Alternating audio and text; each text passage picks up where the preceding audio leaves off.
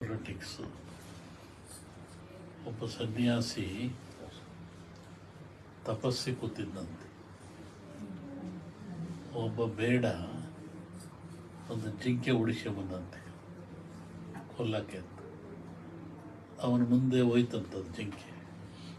ಅವನು ಬೇಡ ಬಂದ, ಏನು ಸ್ವಾಮಿ ಇಲ್ಲಿ ಜಿಂಕೆ ಓತಾ ಅಂತ ಕೇಳ್ದ. ಇವನು ಹೇಳಿ ಕೇಳಿ ಸನ್ಯಾಸಿ ಅವನಂದ, ಈ ಓತು ಅಂತ ಹೇಳ್ಬಿಟ್ರೆ ಕೊಂದು ಬಿಡ್ತಾನೆ, ಆ ಕೊಂದು ಪಾಪ ನನಗೆ ಬಂದುಬಿಡುತ್ತೆ, ಇಲ್ಲ ಅಂತ ಹೇಳಿದ್ರೆ ಸುಳ್ಳು ಹೇಳಿದ ಪಾಪನೂ ಬರುತ್ತೆ ನನಗೆ, ಏನು ಮಾಡೋದು ಅಂತ ಯೋಚನೆ ಮಾಡಿದ್ದಂತ. ಆಮೇಲೆ ಮತ್ತೆ ಅವನ ಆಸೆ ಕೇಳಿ, ಎಲ್ಲರ ಒಂದು ಹೇಳ್ರಿ ಇದ್ದೆ ಸ್ವಾಮಿಗಳು ಇಲ್ಲೇ ಓತಲ್ಲ. ಅದಕ್ಕೆ ಅವನು ಸನ್ಯಾಸಿ ಹೇಳಿದಂತೆ, ಯಾವುದು ನೋಡ್ತು ಅದಕ್ಕೆ ಮಾತಾಡಕ್ಕೆ ಬರಲ್ಲ, ಯಾವುದು ಮಾತಾಡುತ್ತೋ ಅದು ನೋಡಲ್ಲ. ಏನು ಮಾಡಪ್ಪ ನಾನು, ಕಣ್ಣು ನೋಡ್ತು, ನಿನಗೆ ಕಣ್ಣೇ ಹೇಳಬೇಕು ಓತು ಅಂತ, ಅದು ಮಾತಾಡಲ್ಲ. ಆದರೆ ನ್ಯಾಲಿಗೆ ಮಾತಾಡುತ್ತೆ, ಅದು ನೋಡಲಿಲ್ಲ, ನಾನೇನು ಮಾಡೋಣ ಅಂತ. ಹಂಗೆ ಈ ರಾಜಕಾರಣ ಹೇಳ್ಬೇಕಾದ್ರೆ ನಾವು ಹುಷಾರಾಗಿ ಹೇಳ್ಬೇಕಿದ್ರಲ್ಲಿ.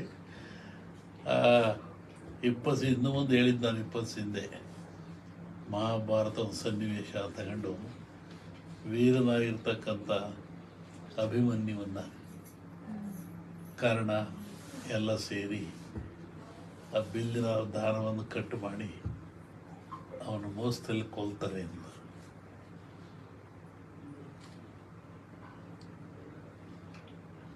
ಆಮೇಲೆ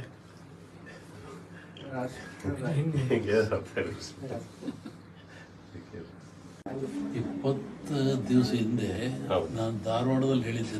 ನಾನು ಈ ಥರ ಮಳೆ ಆಗುತ್ತೆ, ಭೂಮಿ ಕಂಪಿಸುತ್ತೆ, ಗುಡ್ಡಗಳು ಬೀಳ್ತವೆ, ಜನಗಳು ಸಾಯ್ತಾರೆ,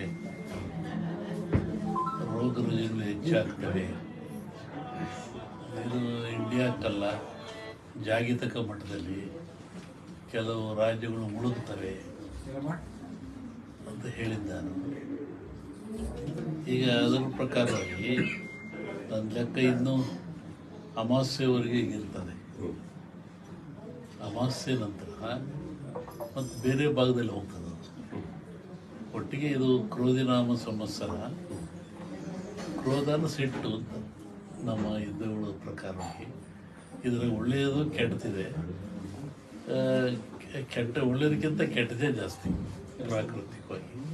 ಹಾಗಾಗಿ ಪ್ರಾಕೃತಿಕ ದೋಷ ಇದು ಮುಂದುವರಿಯುತ್ತೆ. ನನ್ನ ಲೆಕ್ಕದಲ್ಲಿ ಅಮಾವಾಸ್ಯೆವರೆಗೂ ಒಂದು ಭಾಗದಲ್ಲಿ ಕಮ್ಮಿ ಆಗ್ತದೆ, ಅಮಾವಾಸ್ಯೆಗಳು ಮತ್ತೊಂದು ಭಾಗದಲ್ಲಿ ಜಾಸ್ತಿ ಆಗ್ತದೆ. ಇದು ಇಂಡಿಯಾಗೆ ಅಂತಲ್ಲ, ಆಲ್ ಓವರ್ ವರ್ಲ್ಡ್ ಹೇಳ್ತಿರೋದು. ಹೇಳಿದ್ನಲ್ಲ, ಜಲಕಂಟಕ ಇದೆ, ಎಲ್ಲ ಡ್ಯಾಮ್ಗಳು ತುಂಬುತ್ತವೆ ಅಂತ ಹೇಳಿದ್ದೆ ನಾನು. ಇದೆಲ್ಲ ನಡೆದಲ್ಲಿ ಹೇಳಿದ 20 ದಿವಸ ಧಾರವಾಡದಲ್ಲಿ ಹೇಳಿದ್ದೆ ನಾನು. ಇದೆಲ್ಲದಲ್ಲ ಮುಂದೆಲ್ಲ ಅದೇ ಅನಿಷ್ಟ ಜಾಸ್ತಿ. ಆಮೇಲೆ ಕರ್ನಾಟಕ